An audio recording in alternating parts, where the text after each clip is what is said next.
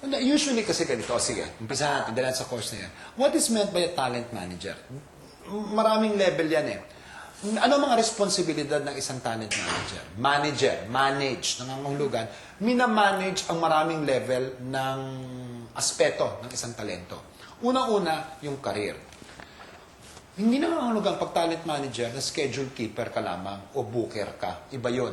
Ano ibig sabihin ng schedule keeper? Schedule keeper is sekretarya. Na, okay, si Larnie mayroong pictorial ng 8 o'clock in the morning tapos may guesting siya sa ganitong oras. Tapos, schedule keeper yan.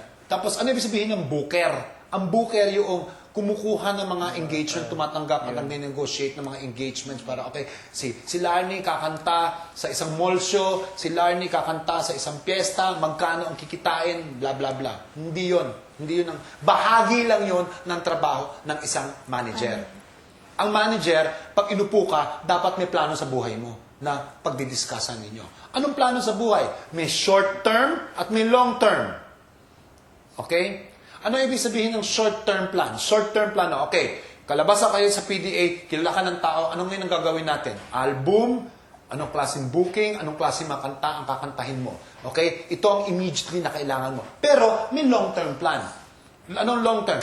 By next year, at this time, dapat ito na ang na-achieve mo at merong national anthem.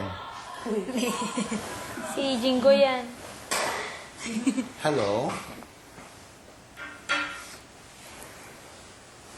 Raymond, nasa PDA ako. Bye. Yung trainer ko. Wow. Alright. So, nasaan tayo? Yung may long-term plan din. For instance, by this, by October 2009, dapat ito na na-achieve natin. Dapat, meron ka ng recording, dapat ganito na, blah, blah, blah. Binibuild up yun. Tapos, yung manager mo rin, may even longer term plan. Positioning mo. Sige, etong market natin. Okay, etong market ng mga singers. Okay, okay.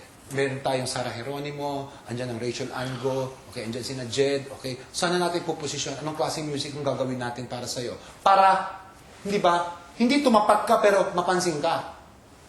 Okay, anong exposure na ibibigay sa'yo? Anong klaseng show kayo lalabas? Okay? Tama bang ilagay ka rito? Tapos, sige, mag-foreign tayo para makuha natin ang foreign audience. Okay, nag-foreign audience ka, anong repertoire ng mga kanta ang kakantahin mo? May mga kanta na gustong-gusto mong kantahin at may mga kanta na kailangan mong kantahin para ma-develop yung image mo at yung position mo sa market. Ano ibig sabihin ng position mo sa market? Paano ka mapapansin? Kasi kahit artist kayo, para kayong kahon ng sabon eh. Hindi ba na nasa supermarket? Kailangan alam nila, ito ang branding ni Chris. Okay? Yun ang trabaho ng manager. Manager din, tatay, nanay at financier. Bakit tatay, nanay? May mga problema kayo na personal na kailangan malaman ng manager niya. Kung minsan, si Lizelle finally nagka-boyfriend. Shit! Okay? So, kailangan bang i-expose yan sa publiko? Oo, dapat. Oo, na ang boyfriend niya, 6'5". Okay, na taga Nigeria. Okay, gano'n. Okay, hindi ba? Nigeria. Tapos, paano yun? Okay yun. Tapos, lalo na pag naka-boyfriend, di ba may mga interruption sa personal life, yan ay maniwala ka. Nako, maniwala kayo, girls.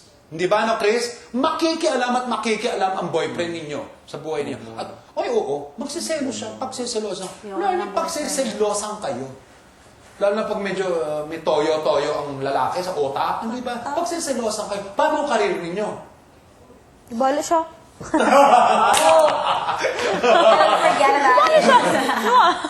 Di ba? Same thing din with the guys. O kunyari, ikaw, Van. O sa pagpapabaya mo, Diyos ko, alam mo na. Di ba? May babaeng pumunta sa dabas. Opo, ito po ang anak ni Van.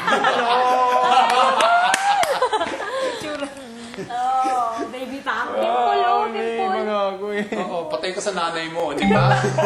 Hindi ba? Mga bagay na ganyan. Na ang manager ang nagda-damage control, pati financing yan. That's why you really need a manager you can trust. Lalo na sa may komisyon siya sa kinikita mo, pero at the same time, tinatrabaho niya yon. At kuminsan kasi, siya nag-aalaga ng finances mo. I know of some, great managers in the past who really made